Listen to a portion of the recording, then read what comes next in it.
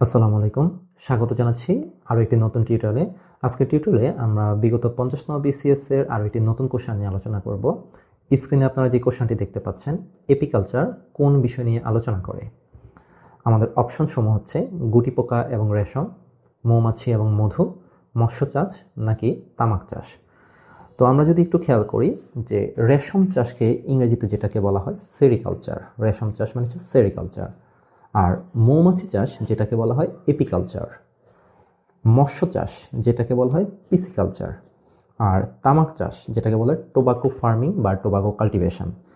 তো আমরা যদি এখানে সঠিক উত্তরটা দেখার আগে আমরা কিছু ফার্মিং নিয়ে আলোচনা করি। যেমন আমরা দেখতে পাচ্ছি এখানে আলোচ্য বিষয় এবং শাখার নাম দেওয়া আছে। তো আমি চেষ্টা করেছি এখানে বিগত বিসিএস এ যে কোশ্চেনগুলো বারবার এসেছে আমি এগুলোকে একটু ইন্ডিকেট করে দিয়েছি। তো আপনারা এখানে খেয়াল করুন যে মৌমাছি পালন যেটাকে বলা হয় এপিকালচার, আমরা ইতিমধ্যে বলেছি। তো এই কোশ্চেনটা কিন্তু 31তম এবং 32তম বিসিএস এ কিন্তু এসেছিল। দেখতে পাচ্ছেন এটা ইম্পর্টেন্ট কতটুকু। রেশম চাষ যেটাকে বলা হয় সেরিকালচার, তারপরে পাখি পালন বিষয়ক বিদ্যা যেটাকে বলা হয় এভিকালচার, এটা 14তম বিসিএস এর একটা কোশ্চেন।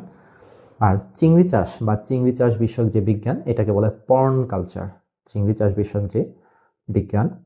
উদ্যান পালন বিদ্যা যেটাকে বলা হয় হর্টিকালচার, এবং মৎস্য চাষ বিষয়ক বিজ্ঞান যেটা এটাকে বলা হয় পিসিকালচার, এটা একটা 23তম বিসিএস এর কোশ্চেন। তাহলে খেয়াল করুন আমাদের কোশ্চেনটি ছিল এপিকালচার, অর্থাৎ মৌমাছি পালন বিষয়ক যে বিদ্যা, এখানে মৌমাছি এবং মধু নিয়ে কিন্তু আলোচনা করে। তাহলে আমাদের সঠিক উত্তরটি হচ্ছে খ, মৌমাছি এবং মধু।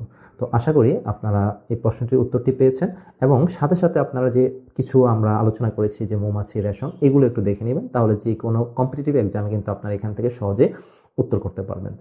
তো আজকে এখানে থাকবে, দেখা হবে নতুন কোনো টিউটোরিয়ালে। আল্লাহ হাফেজ।